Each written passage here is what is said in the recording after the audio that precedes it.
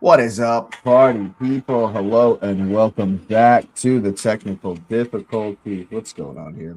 Welcome back to the Cup Chasers Daily World Cup Edition, everybody. Hope everyone's well, better than I'm doing out there after an absolutely soul crushing, heartbreaking day in the World Cup for Cristiano Ronaldo and a few others out there that of course we will get into. Absolutely an awful, disgraceful, disgusting embarrassment of a performance from the US of A. But we're here. We're breathing. We're still here. We're still kicking. And the show must go on. Of course, I got my man Nez in the building this morning. How we doing? Hey man, it's a fine Tuesday day here in the good US of A if you have sunglasses on. Yes, absolutely. As long as yeah, it's like feeling like the morning after with a wicked Yeah, hangover where you're just like, hey, oh goodness gotta have gracious sunglasses me. on. Gotta have the shades on. Actually, you know what? It's about the sunglasses, yes. It's There it's you go. completely it's the hangover. All we need is the random baby. Yeah, there it is for you right there. So yeah, man. I make sure you're liking out there, people. Make sure you're subscribing. Make sure you got the notification bell on. These glasses are way too dirty. Can't do that. So yeah, go ahead and share it on the socials, all that good stuff, because we're gonna leave that for just a second. And the Spain Portugal game was just, I mean, boring. It's funny because as a Really. neutral, neither game was as a neutral, I guess. It really didn't feel like the greatest of watches. Even Yeah, though yesterday we talked about this where we were like, hey man, Spain will 1-0 you to death, man.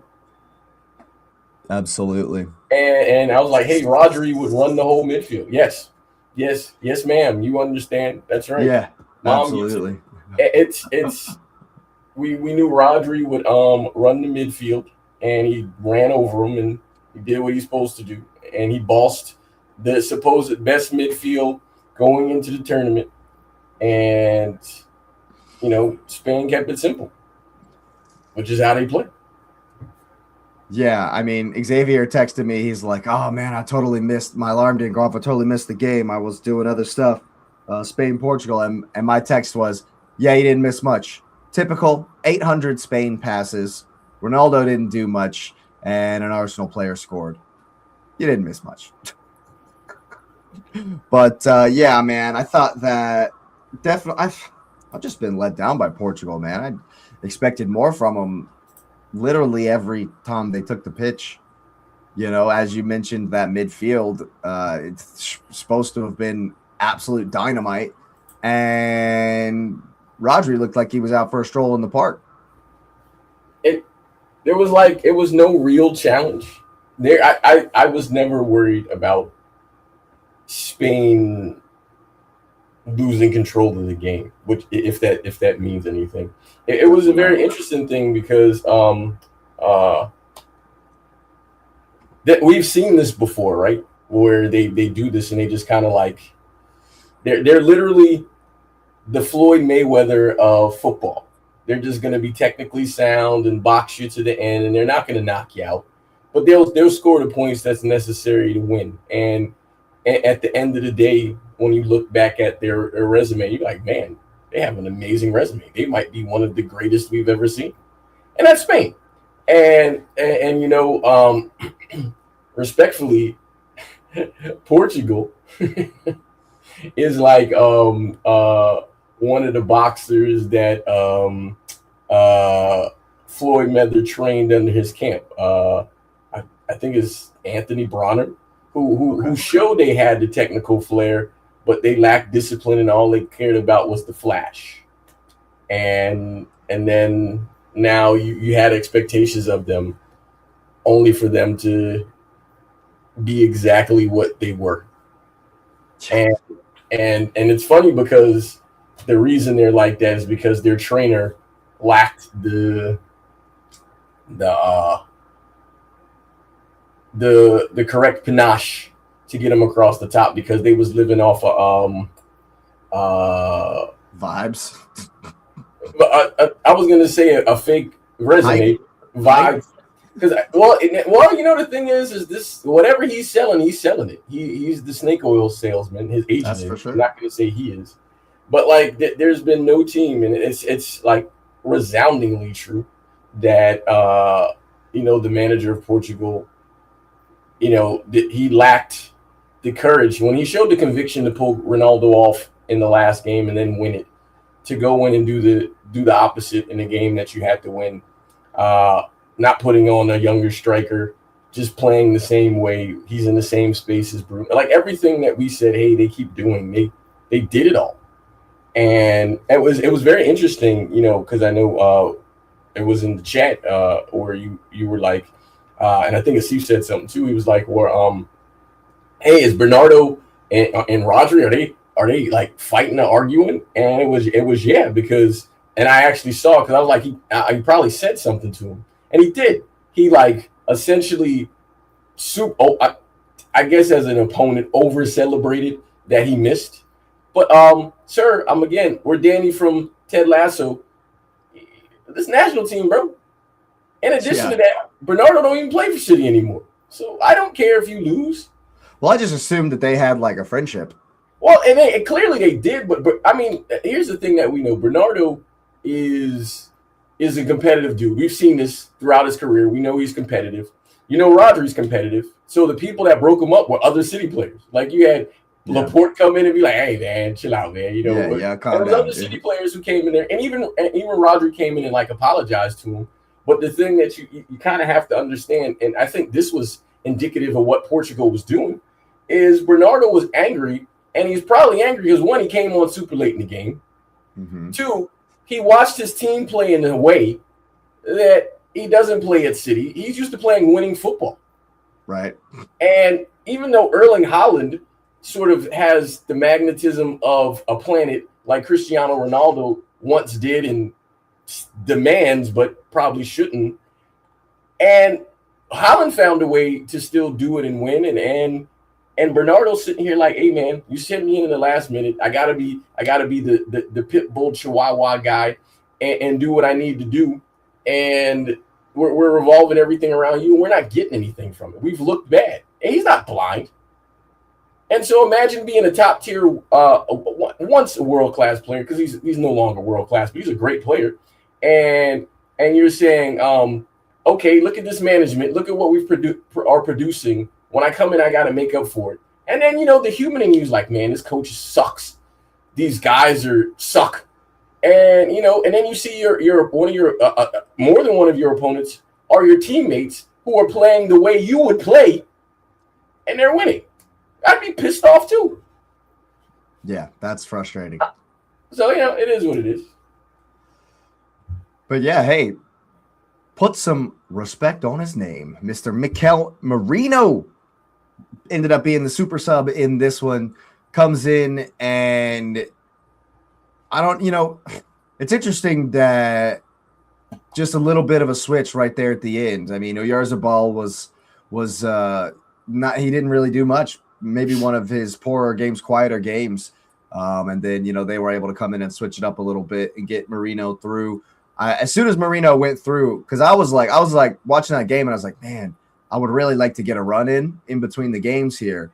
But if they do overtime, if it goes to overtime, I'm not sure I'm going to be able to, I'm not going to be able to do my whole routine or whatever. So when Merino went through, I was like, because I knew he was going to score.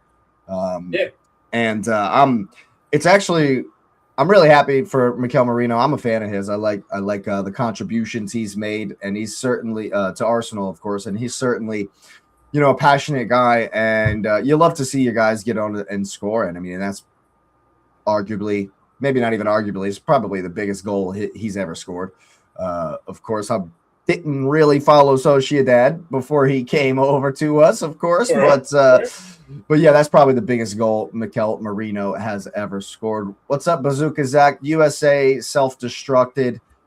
I mean, that's like a really, really nice way to put that. But yes, it is very sad to see. We will get to that soon, of course. But yeah, man, I think that it's interesting with Spain because it's like we know how good they are. We know how, some of the performances we've seen where they've absolutely just locked teams out and have no, and they just have no shot. Spain have put up goals. They're able to put up goals, but it's like you said, what they're best at, what they're known for is literally pass you to death. Just pass, and pass you some more. Patience. And the thing about it's so weird because the thing about it is like it almost becomes a cat and mouse type thing because if you Spain is so good that they can do anything, right? So if they're going to pass the ball around and eventually wait for you to give them an opening, even if it took the whole game to do it, then they'll take it. But also, like, if you want to play a rock and roll game, if you want to get in their face and absolutely press high, be compact, make them, put them under a whole lot of pressure, that's fine. They'll get Yamal in behind. They'll get Oyarzabal in behind. They'll get these guys working. Nico Williams still might show up at some point in this tournament. So they've got the guys that can play that high octane, fast paced stuff and go blow for blow with you. And there was a time, maybe 36 hours ago, where I was like, man, I haven't really been impressed with Spain. USA are looking awesome. We might be in for something crazy. Nah. Well, but to fairly assess post-mortem, you had every right to feel that way because Spain didn't dominate Portugal in a way like, oh, they're going to slap them. Like it wasn't that kind of game. So, Right. The thing about it was, I mean, their manager made the right substitutions. Like Ferran Torres came in, and the thing about it, that goal got scored. Literally the second they announced how much extra time was, like literally as soon as it went up on the board, Ferran Torres gets the ball and slips him through. Done. Because it's like death by 1,000 cuts. They don't need to punch you in the face, and it may not feel overly dominant, but they're hitting you the right way, and then they just maintain their composure throughout. It's why, if you look at how, the teams that, played against them and went blow for blow with them, they were able to take, the jabs, the stiff jabs to the solar plexus, or, to the shoulder where they do the shoulder roll. But it's going to be an interesting game coming up for their next game because Spain can be beaten. It's just against Spain, you have to take the game by the scruff of the neck, man. And I think that's really, really important when you have to take your chances against them. Because, for example, if Bernardo Silva on the header that he was upset by, if he had gotten, if Bernardo Silva was average height, right, he scores that. Yeah. No, and that's not disrespecting his height or anything, but it's like if a different person gets their head on it, they score that, Yeah. So, because Rodri, and that's part of the reason why Rodri was excited is because Rodri got beat by Bernardo. Rodri is 6'4". Bernardo Silva is 5'7". You know what I'm saying? And he out jumped him. Right. That's a giant. If somebody Rodri's side had got on the ball, first he'd been over it, so he'd have been able to get the ball down, and they scored. Yeah. It's a game of inches, and slipping and Ferran Torres slipping Moreno through. He made the right run. Portugal's back line had been solid, and you got what you got. I mean, if they're able to go through and carry it out to get their second star, respect to them, because it'll be death by 1,000 cuts. For the casual, I'm not gonna call it a neutral because neutrals can understand the game. For a casual, they may not enjoy that football, but Spain do not care. Not even a little bit. Not even a little bit. What's up, SC? Hope you're well. Yes, yeah, I still have a pit at the very bottom of my stomach. Just yeah, it was indeed crazy. That's exactly what it was. But yeah, I think that Spain have a great chance of going through to the semifinal against Belgium. I don't think even after last night that Belgium has shown enough to get past, because they're going to be in the exact same spot Portugal are, Well, the exact same kind of game, I feel like. Well, without going into the USA Belgium game yet, Belgium's manager, on the other hand, said, "Hey man, put the old dudes on the bench and let's just play what we got." And they were spry, and they were hungry, and they were angry, and I feel like I know they're watching what they did and saying, "Well, why not us?" Yeah. Now, is Spain likely to make those mistakes? Nope. No, but Spain do make mistakes, and if you're there to capitalize on it, you go from it. But I while I expect Spain to win that game, Belgium, again, another team where we said, oh, they look old and leggy in this. They didn't look like that at all. Now, yes, the opponent mattered, but if they can summon it there, you got to go game by game. But overall for Spain, it was a good showing for them. They did what they needed to do. And, they march on, credit to them. And it's setting up where they if they do what Spain has historically done, it's looking like a matchup with France. And they're going to get all they want in that one. That will be, that one's going to be a completely different game than Spain have faced so far against a team that can keep the ball as well as they can, and will look to do that, and so it'll be pretty even for sure. Yeah. So segues are weird. SC, I actually disagree with this. We weren't humbled. We embarrassed, disgraced, and humbled ourselves. We laid down like children. We didn't show up to play. We showed up to get wrecked. So to say that Belgium humbled us is kind of like surface level stuff, because we did it to ourselves. We absolutely embarrassed ourselves. Yeah. Yeah, and all of the we can hang, all of the positivity around this US team, all of the, we're looking at other teams and we're seeing how they maybe haven't been at their best, and we've absolutely looked, scintillating at times. We've looked really good in a couple of different games, and to put that performance on after all of that positivity is just, I mean, you can, to say I'm at a loss for words is an understatement. To Bazooka Jack's point, and this is why, I mean, you have to take every game as its own story, its own ecosystem, its own universe, because we played a good Senegal side that played high energy. And it was different, right? I'm looking at this one, and from the off, literally from the beginning of the game, they could have scored from the first minute. Yep. The first minute they could have scored. So I think that rattled the United States so much that they really didn't know what to do, which is confusing a bit, because I mean, technically, we had the very best lineup in there that we could have based on recent performance.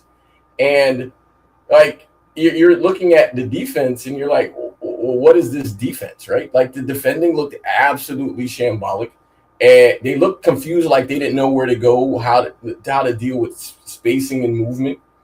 I mean, think about how many balls we never said the keeper was like Freeze was amazing, but that's because that back line and the midfielders were protecting Freeze. But from the beginning of the game, there was balls getting sent in that were just getting through. And you're like, hey, man, we're not going to challenge the pass, and we're not going to defend the receiver of the pass? What? We don't know movement? And so, again, they could have scored from the beginning. And when they did score, Like it was the easiest in the ninth. It was the easiest. It was the easiest goal, and then it was from a striker that we all have seen has been below the standard for the longest. Yeah. So it's not even indicative of how good Belgium were, because they were good when they needed to be, but the United States literally looked like they were lost. It was like they didn't practice, and I hate to be that guy, right? But this is where the change 24 hours before the game of a magnitude that was there from 3 or 4 days of preparation clearly affected the players more than the manager. Because I have no idea what Pochettino did. He looked furious. So I actually feel sorry for him. I don't think it's on Pochettino. Because it wasn't on. It's on Poch. It's not on Poch. It was literally the players. And the thing is, but this is sort of kind of, and I'm not saying I'm right, but this is sort of kind of where it may have been better to play the team without flow in it, because that's how you had been prepping all week. Because now you changing like, oh, well, we got vibes, but that's not how you've been prepping.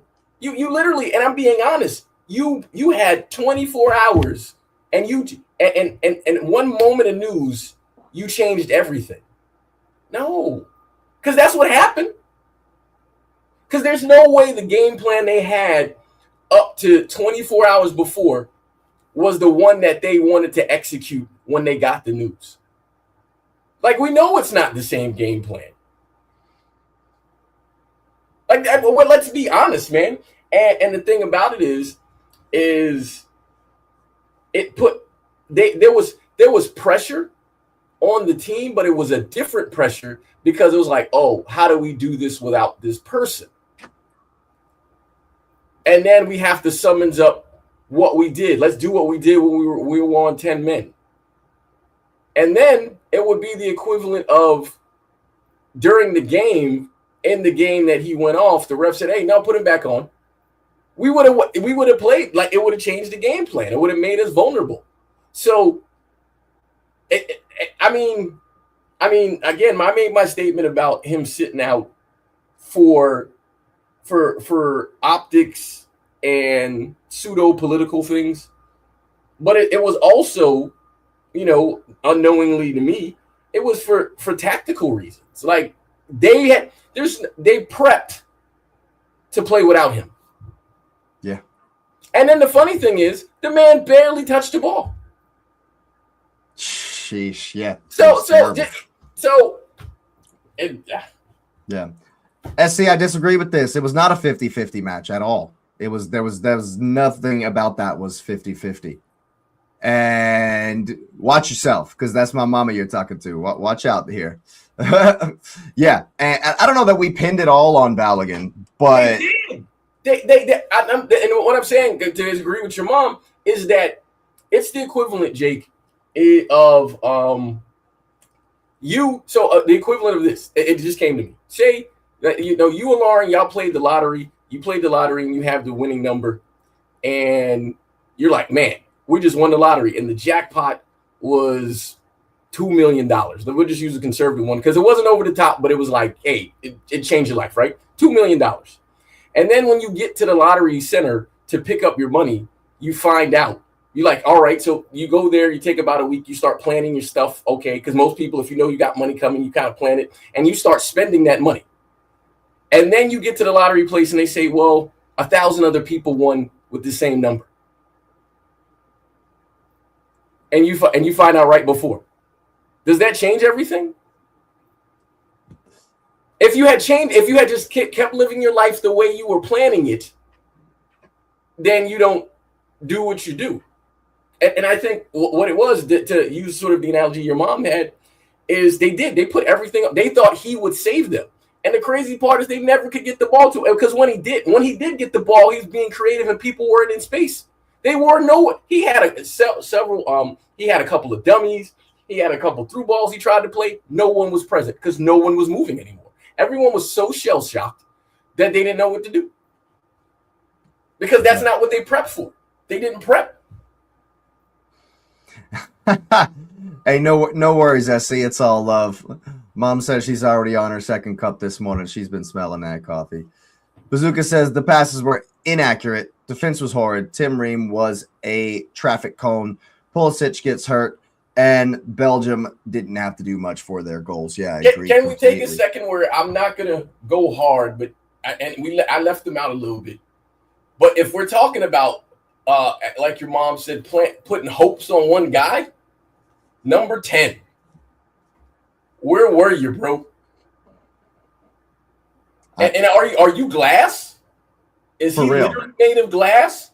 You know how many times we've seen this happen where a player gets – like a player is swinging his leg to kick the ball, right? And another player steps in. And what's crazy to me is Harry Kane conceded a penalty for doing this. A penalty was conceded for that. Literally. Harry Kane conceded a penalty for doing this, and we get nothing. So I'm not going to say that would have changed the game. I'm not going to say that matters even at all. It really doesn't. But that's where he hurt himself. And I mean, yeah, I agree. Did he re-injure the calf thing from the first game? I don't know. Even before that, he was useless. Like the stat. I think ESPN FC put it out, but I saw it circulating. The man lost the ball 11 times. He couldn't keep the ball. Like every time somebody came to him, he got dispossessed. Like, and the thing is remember. This is Captain America. This is the best player on the team. But again, we had been questioning that up until, like, is he the best player on the team? So, I look at that, and we have what Portugal had, where we had a hero complex where somebody's supposed to save us. Somebody's supposed to save us. First, it was Christian Pulisic going into the tournament. This is the best he's been. He's in his prime, his best team. And he came in and he played a half. And then all of a sudden we're like, oh, whatever. And then when we played without him, we were like, okay, we're fine. But then we said, oh, well, there's this other guy. And he's the guy now. And the first thing USA football has to do is stop having saviors. You need 11 saviors. Give me 11 of them, and then I'll believe in it. It can't be one anymore. And now people can say, well, we'll look at Norway. Well, clearly their hero wants to be one of the guys. Yeah. So that's not the case. And if we go, well, France and Mbappe. Well, Mbappe, I think there was literally something that came out that Mbappe said, hey, man, I don't care about no stats. I'm trying to win this thing. Like, they was like, I don't care if Olise score. Hey, I just want to win.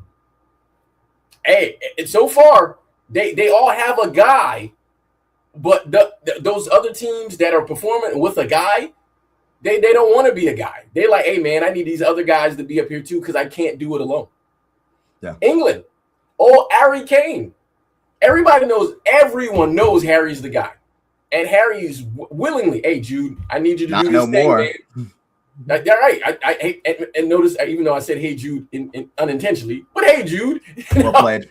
Well played. Do the thing, and then other guys show up. And so what we're looking at, if I'm looking at the knockout round, right? As I look out the knockout round, Morocco, Hakimi is supposed to be that guy, but there's got people stepping up in there. France, you got Mbappe. Norway, you got Holland, but again, whole team and their guy.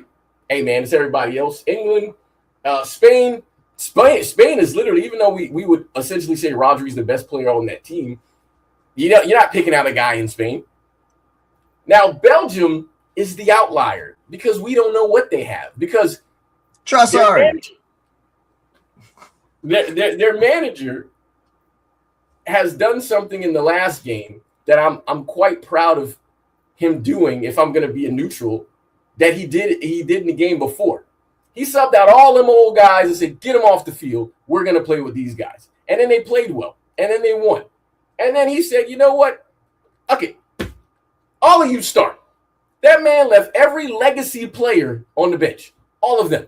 And they smoked the United States. And the funny thing is, they did what my suggestion was for the United States to do. Hey, man, leave the guy on the bench. Leave Flo on the bench. Play with the guys you got that showed they can do it. And then once you're winning, then bring the legacy guys on, which is literally it's exactly what they did. What they did. Like, but De Bruyne was looking depressed on the sideline. He's like, man, I can't get none of this. I can't. Yeah, he was. Hey, sir, just sit on the back of the red wagon. We gonna pull the wagon. Enjoy the ride. Keep going. Just be. Hey, you're good. We know you want to be the guy. You're not. You're not that guy. Yeah. What's up, Lumen? Hope you're well. The other thing is, real quick, is if Belgium played the legacy guys, I think the game goes differently. Yeah. No, I'm not saying we win, but I think the game is played differently. I don't know, man, because they have the pace. Does it matter? Does it matter if the Ketelare or Lukaku are on the end of it when we're not pressing crosses? We're not going to try to block crosses at all. It does matter. It does matter because the style of play they would have played was different. Because De Bruyne plays a different way. They didn't even have to. They didn't have to have a style, man. That's what they didn't have to have a style. I'm not saying they didn't have to do I agree. I agree with you. But what I'm saying is there's a slower, different pace they would have played if Lukaku was up front, if De Bruyne was in the middle, if Doku was on the wings. Because if it was Doku on the wings, he's taking guys on one-on-one. You don't get the same things. I think the legacy guys being in there would have dictated a different style of play. But yeah, it doesn't matter. They won. Yeah, fair enough. They did. They did no more, no less than they absolutely had to do because we made it absolutely ridiculously easy for them. It makes it. Go ahead. Yeah. And big up Malik Tillman for getting the goal, but let's be honest, man, that was a deflection. Yes, massive deflection off the wall, and he was ass for the rest of the game. So bad. And here's the thing, man. I know he's young, he's a kid, and there was some young guys on the team as well. And this is definitely chastening for them. But when you step in the limelight, man, when you put the jersey on, you take the pressure. And I think that's one thing that the USA has never had to deal with. Nope. There was expectation in this game. Yep. There was a pressure on us to be like, look, you guys have proven already in this tournament that you're not this ain't no underdog story no more. This ain't we're this plucky little footballing nation that doesn't really, we put the lesser of our athletes on the soccer field and we've got our best athletes elsewhere in sport. We're this plucky little team that's just going to give it all and have heart. That's not us anymore. There was expectation in this game that people were thinking, myself included, that we could smoke these old guys. Yeah. There were people out there that thought we could smoke France. I didn't think that, but yeah. Well, the other thing, Jake. There was expectation. Listening to you, there's also other expectations that were there. So there were, before any of the news stuff came out, right? There was expectations that we could win the game. So there's that first. Then what got added was the expectation that, we got our most informed player was back. So then that second expectation came. But then the third expectation came. Well, and then because I'm going to skip the politics stuff because, yes, that one was on them too. But the third expectation came was now people are saying, hey, this is the last host nation in here.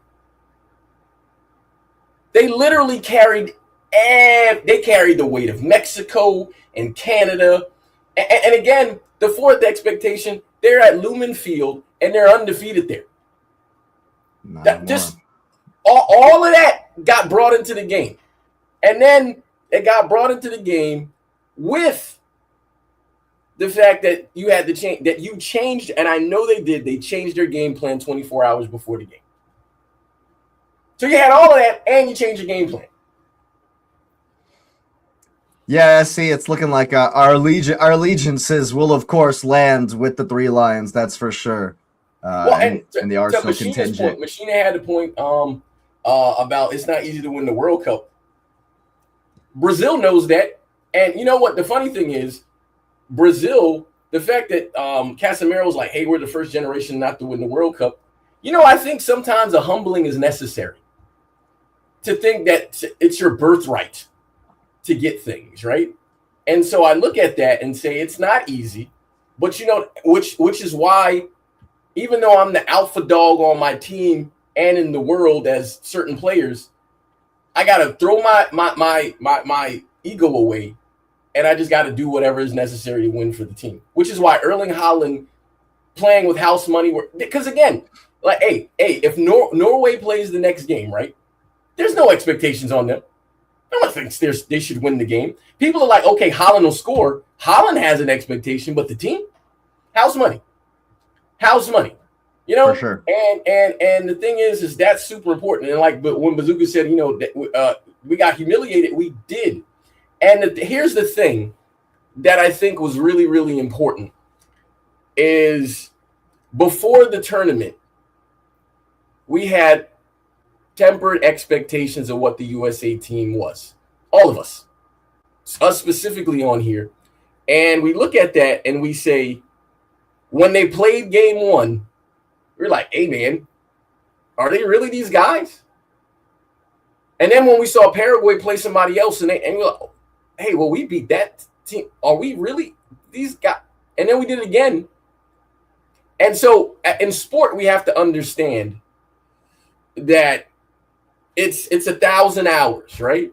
It's 1,000 hours. And we haven't done that. We haven't done that. We lack the depth. The guys that we have lack the big game pressure. So even though this is like akin to way back, and you look at it, I agree, and I'm happy that a lot of our guys are playing in Europe and they're playing in top competitions. But now we have to raise the level. So yes, I think Jurgen Klinsmann asked that of us. Now we need to produce players, and we need to challenge the players who play for us to raise their level so they can play in regularly, even start, and top competing European teams. We need Americans in lineups that are playing in the Champions League and playing for titles. Because until we have guys that are winning those titles, they don't know what that buildup is for. So the thing is so that, like it says, Bazooka Joe was talking about fundamentally changing the system. Poach didn't get it wrong. It's the players.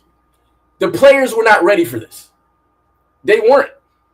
And the thing about it is, if we use any other sport, if we use tennis or hockey or basketball or baseball, and baseball actually is probably a better, closer one, those pros that play on our national teams, they've been in those moments where they've had that pressure. So they know what it's like to win. But at the World Baseball Classic, I think it was last summer, before this recent season, the United States went out. And Aaron Judge was the captain. And I'm a Yankee fan. Aaron Judge has won nothing. And he's the captain of that team. And the guys on that team leading have won nothing.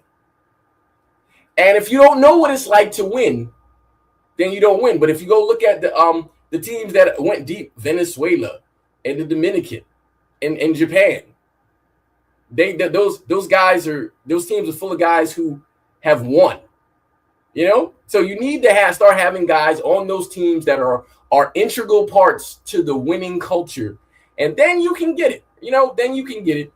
And to Mr. 420, yes, the clown music absolutely should be played, specifically when Freeze came out and was like, yeah, man, you know what? I'm a sweeper keeper. Yeah, where's the ball?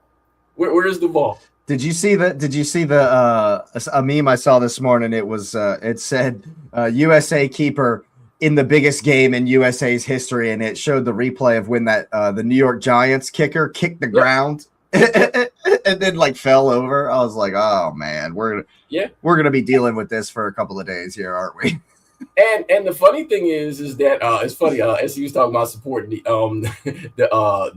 England. That is what it is. But the funny thing is, like, Mr. 420 said, talking about Spain, we talked about them but I think that's fair to prognosticate about the future based on what we have. Like, all we have is what happened. All we have is what happened. Like, if I'm Belgium, why would I not talk about wanting to play France? Like, you okay, we need to beat Spain, but France, like, it would be fair the way they smacked us. That. So, I think that's fair. Now, what is this? As a City fan, I'm rooting for Holland and Norway. Hey, man, I I am also, well, you can see it right there. So, Yeah. I'm rooting. I'm not necessarily rooting for anybody. I'm rooting for the best game possible.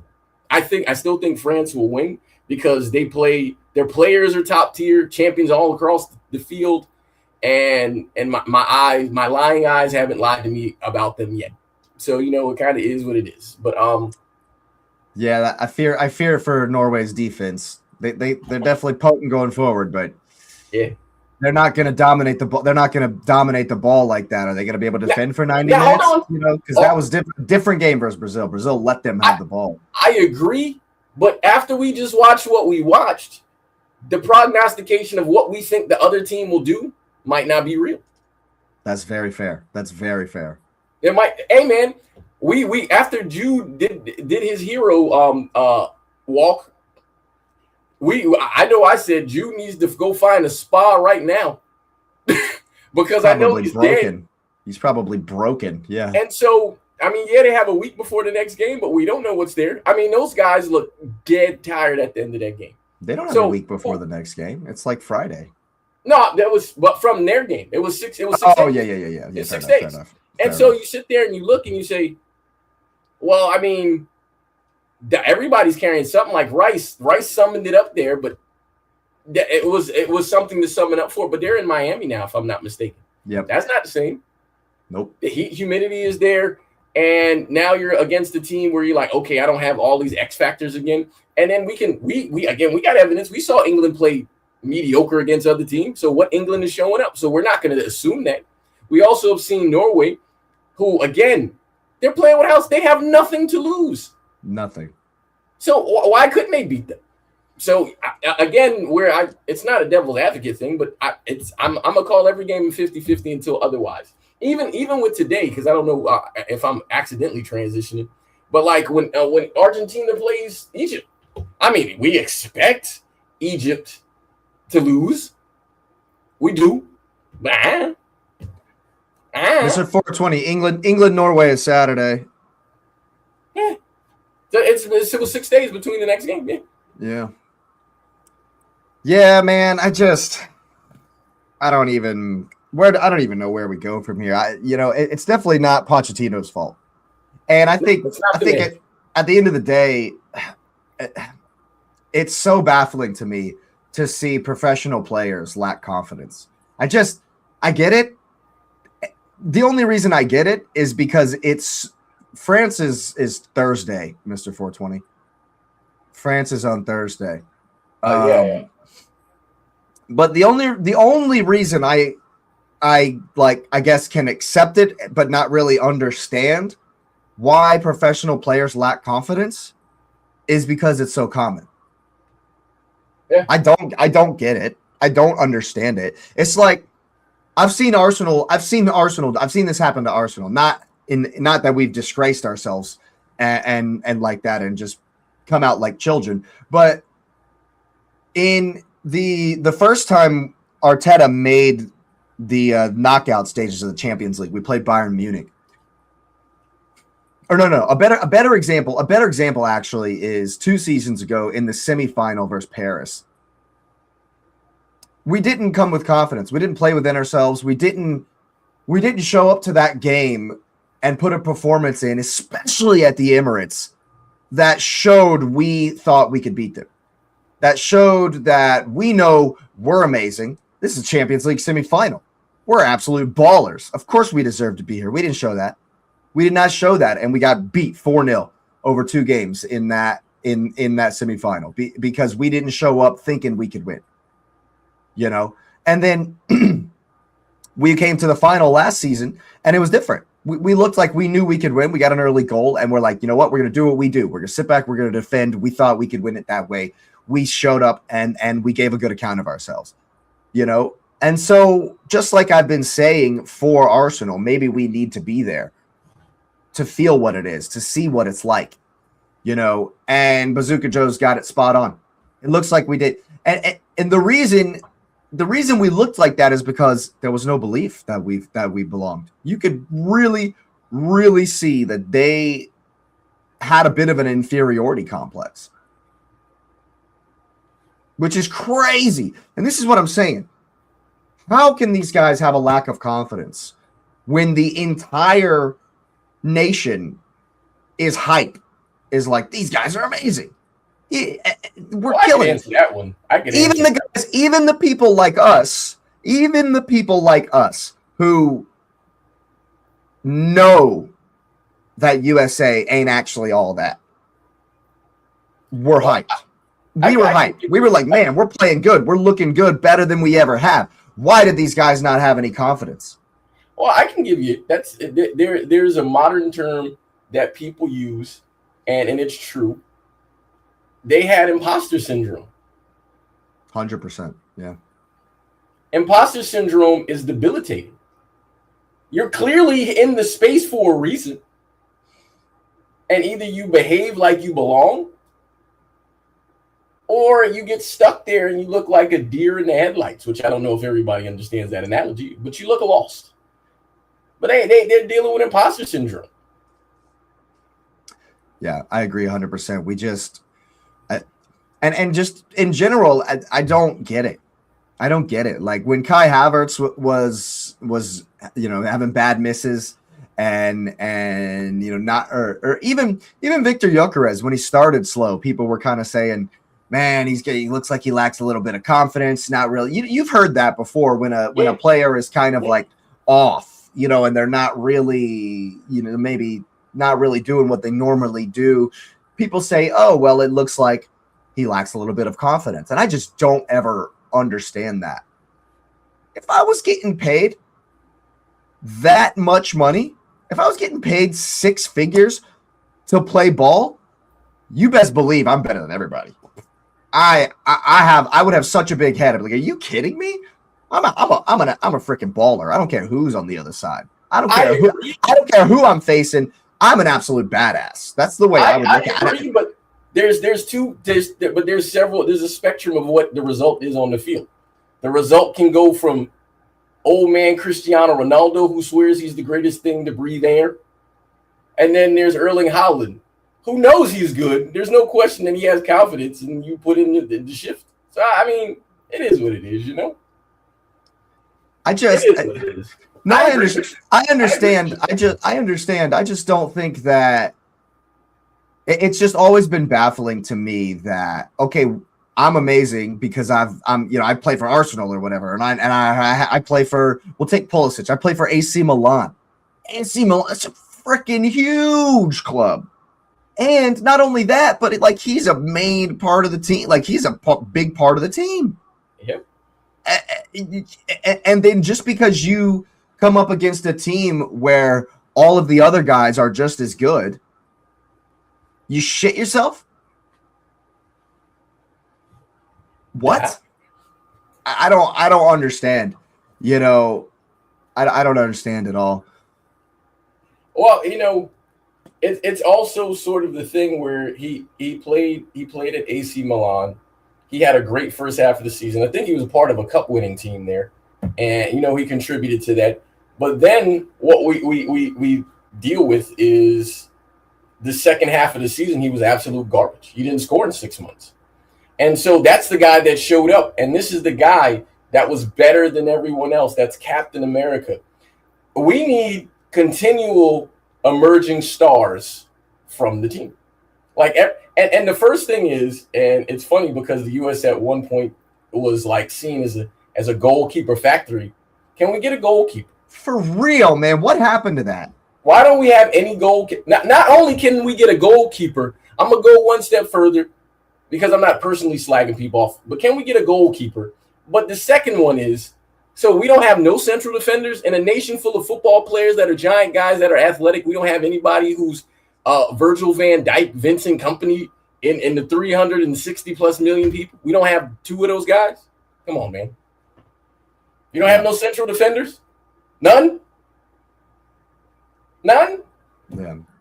Mr. 420, no one should be proud of that. Not a soul on the planet should be proud of that performance. Of the game, no, but I think he's talking about the tournament. The tournament, yes.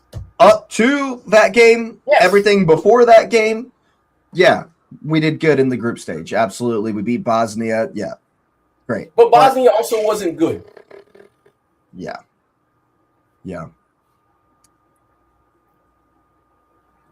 No, we didn't underestimate Belgium because we thought they were bad. We underestimated them based on what they were doing in this tournament. They haven't been good in this tournament.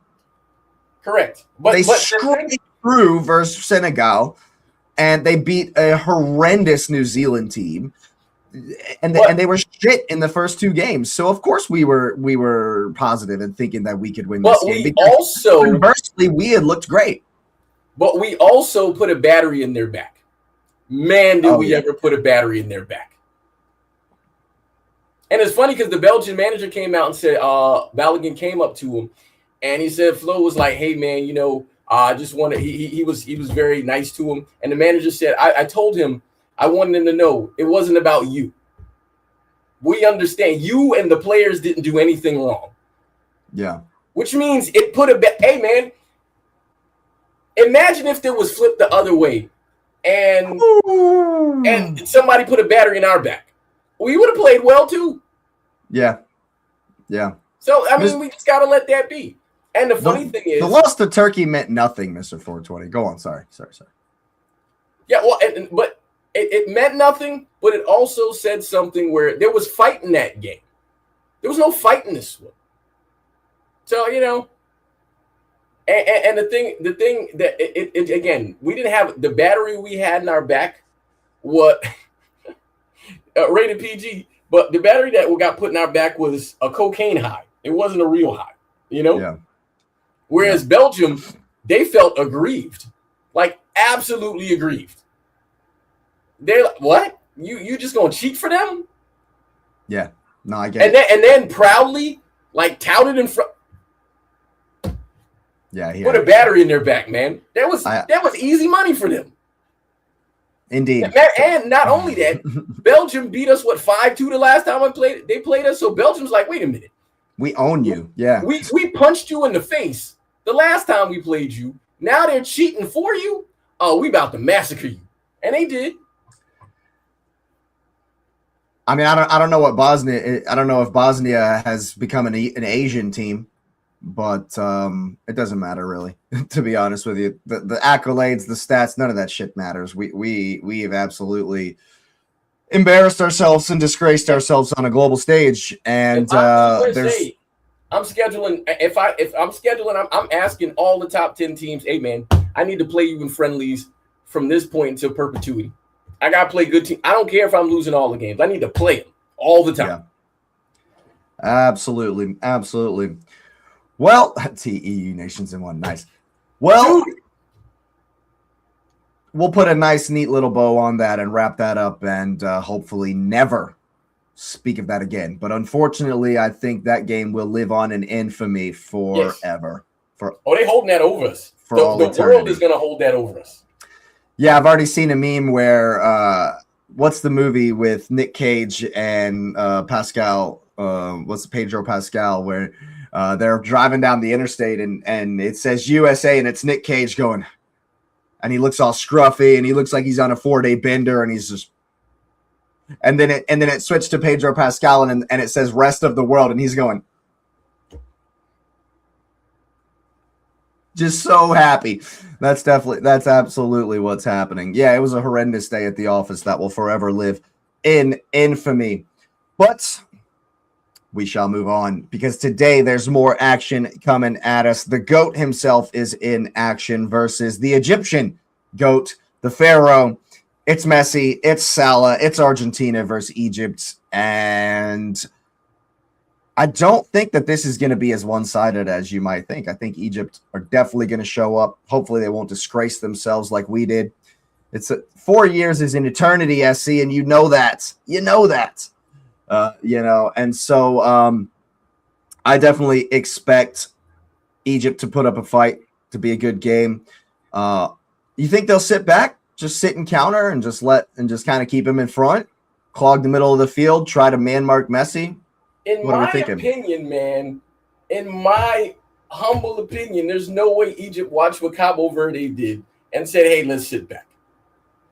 Man, just go play. Hey, and here's the funny thing. This is, again, why the USA result was bad. Well, there and back.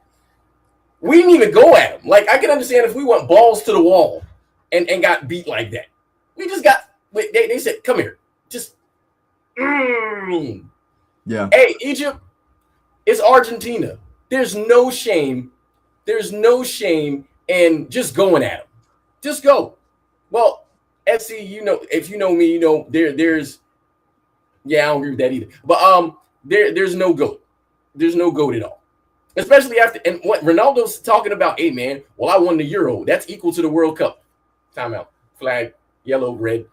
Give me all the color cards. What are you talking about? Flag on the play, man. Did you just say the Euros is equal to the? No, he's just sour. He's just sour from going And Portugal out. won nothing before Cristiano. Hey man, number one, when they hire a national team manager, never let that man play for you again. Because you're Portugal? Which is why the other players look like garbage. Bruno Fernandes, who we know is a quality player, played like garbage.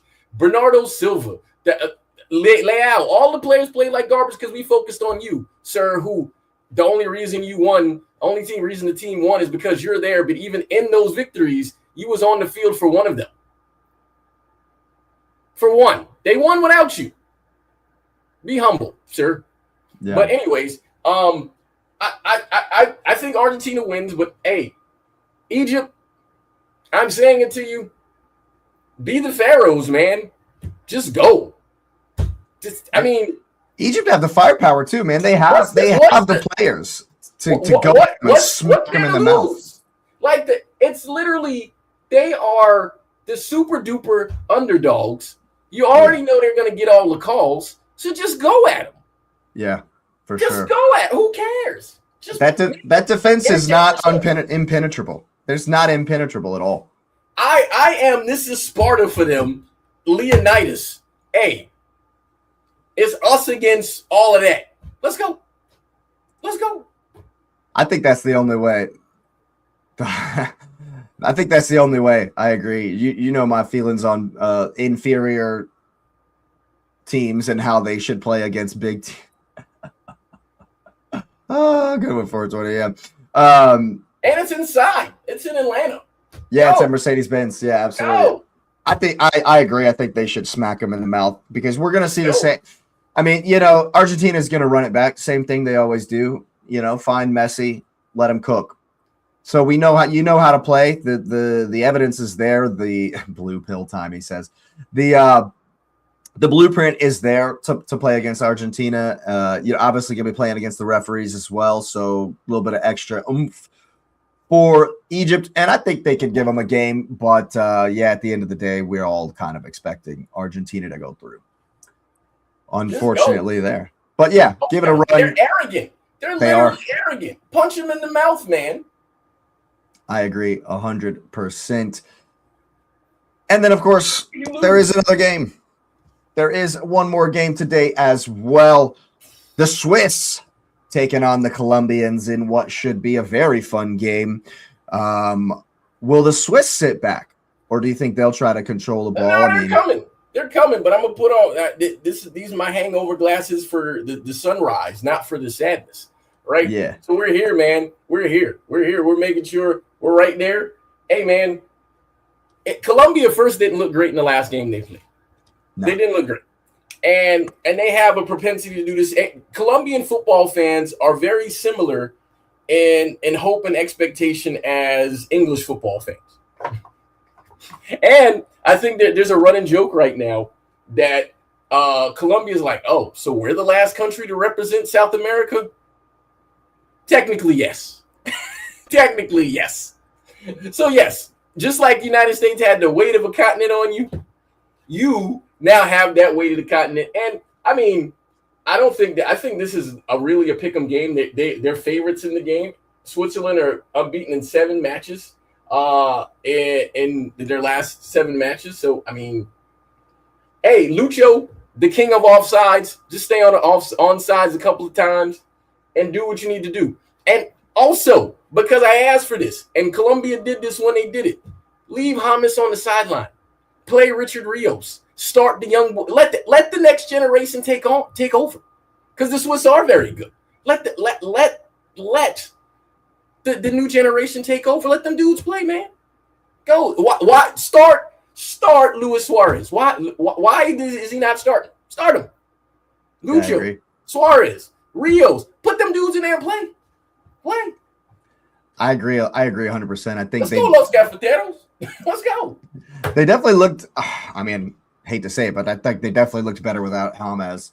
And to bring James I hate on, to say it. and bring James on in the end, and you know, obviously he can take a penalty if he needs to at the end. You know, that doesn't, you know, apart from Messi, I guess the older you get, you know, the pins don't really leave you, you know. So you. But the youth is literally every team that's done. Let me just put my youth in there. The data shows, if we're using analytics, since people want to use analytics like they want, like Carlo or what. But, hey man, analytics also say play your young guys and let them run. Go do that. Yeah. Yeah, I think Colombia have a great shot, but also, you know, the Swiss are they like to control the ball, like they keep it kind of calm.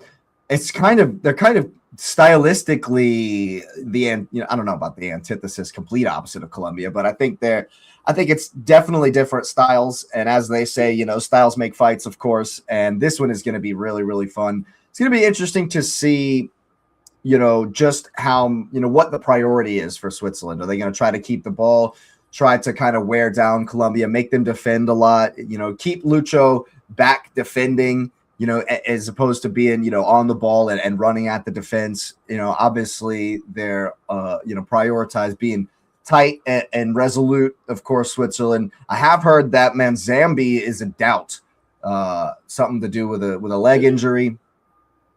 So I've been, you know, really? I don't see it. Manzambi has played well, so I think he's I think he's definitely going to be very, very important in this game. I agree. I see it's impossible to predict. That's I love for it, though. sure.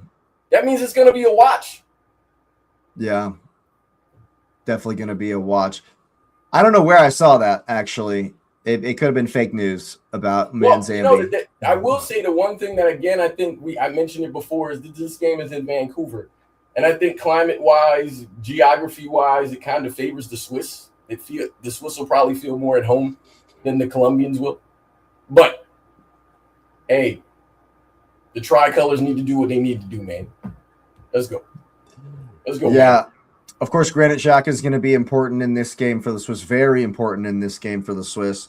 But as we know, Colombia don't necessarily need to use the middle of the park. And no. I expect them to definitely be getting down the wings and kind of skipping that midfield. And maybe that midfield battle will not be as front and center, will not be necessarily what, you know, decides this game. I think this one, since it is so close and since these two teams are very different stylistically, I think it's, you know, what it normally comes down to in a World Cup matches is somebody's going to step up and be the hero. You know, obviously you got Lucho on one side, you know, and Manzambi on the other side. Somebody's going to step up and be the guy. And that's what's going to get this one over the line for me in either direction. And Luis Diaz has no problem being that guy.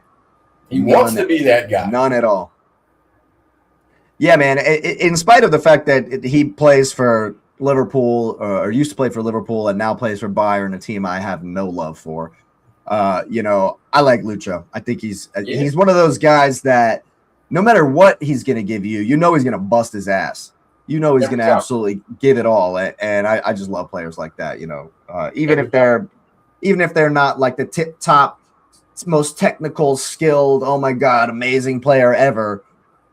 You know, when they give absolutely everything for the badge, and especially for when the flag is on your shirt, you definitely have to respect that. And it's funny, they're wearing throwback uniforms. I saw some news that they're going to wear their 2014 kit because of I think it's because of the kit Switzerland is going to wear. It's something like whatever kit Switzerland will have on. Because of the Colombia kit, they can't wear the one they want to, or that they're supposed to. So they're gonna wear. Oh, I think they can't wear the green one. I guess I don't know. Even though the green one's kind of fire, but so they're gonna wear their 2014 kit. I saw that somewhere, and it's like the blue one with like a funky stripe on it, which is fine. Why? I don't know. Probably money. Adidas was like, "Hey man, put this one out here." Yeah, no, that's it. That's definitely it. It's definitely it. It's because when you sign a deal with the company to make your shirts, you have to there's a certain number of games you have to wear. You know, it's like a Premier League. It's like a Premier League team. It's like Arsenal. Arsenal has like 6 different jerseys, right? And we have to wear, and like as per the contract with who made the shirt, you have to wear the alternate kit like 4 times in the season or something like that. Hey, you got to advertise it. They made it. Yeah, but for me, it's like, this is a showcase. This is supposed to be a global showcase. Swiss should wear the classic red, and Colombia should wear the classic yellow, blue, red socks. Yellow jersey, blue. I don't see how that would get confused, but hey, man, that ain't none of my business. Or Switzerland could wear all white, and nothing Colombia's ever worn would clash with that. Hey, man, you said it, and I think that's probably the answer. It's probably the kit maker. Because as we know, in the end, it's all about the dinero. Yeah. Robert. Oh wait, no, that's. Even though it's funny because the games are at 12 and 4. Yeah, early games. Which I guess that's a good time for Egypt, so they can watch it. In Egypt, I mean Argentina, obviously it'll be like, I think for Argentina it'll be like 11 in the morning. Yeah, it's kind of early. Yeah, and in Colombia's game will be at 3 p.m. for them, so there's literally no work happening there. And Switzerland, that's probably what, like 10, 11 o'clock kickoff, something like that. 11 p.m. I think is Switzerland 6 hours, or are they with England? England is 6. England is 5. So it is. Sure. I think Switzerland is 6. So it'll be a 10 p.m. kickoff. So the times for all teams involved are fine. And it's middle of the day stuff for us here in America. I'm not sure if they thought these games weren't blockbuster or weren't primetime enough, but like a noon kickoff for Americans on a Tuesday. Yeah, we're all working. There's no national holiday for us after that. What's funny about this? This is the last game before they take their first break. This is the first time that tomorrow will be the first day with no games. Trust me, I know. We've put in 28 straight days here on the Cup Chasers Daily, and honestly, I think we might take a break in the AM, and we might take a break with the tournament and take a little breather. And so we might not be on tomorrow morning, but of course we will be back Thursday morning to review these games and to speak on the beginning of the quarterfinals. Woo! Yeah, of course I'll be, I actually don't care about Switzerland and Colombia. I think Colombia will win. Obviously I want to see Xhaka do well in all of his endeavors, but I think I might have to cheer for Colombia on this one.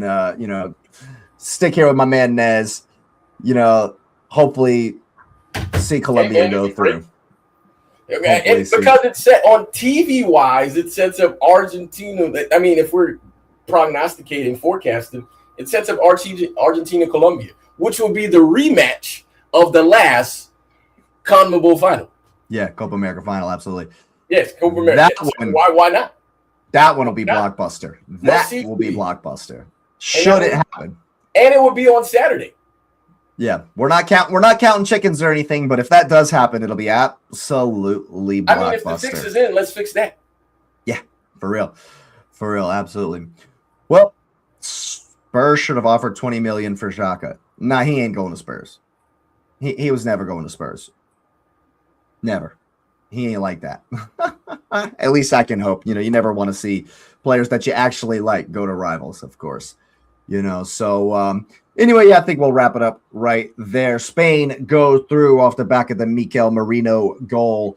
The USA, I'd rather not talk about that anymore, to be honest with you. And today we have, of course, Argentina and Colombia in action, as well as Mo Salah. Hopefully for him, not his last game in a World Cup. And hopefully for Xhaka, not his last game in a World Cup. I actually, whatever. If it ends up being Egypt, Switzerland, commiserations to you, Nez, but it's not going to bother me all that much. Yeah, it wouldn't bother me either.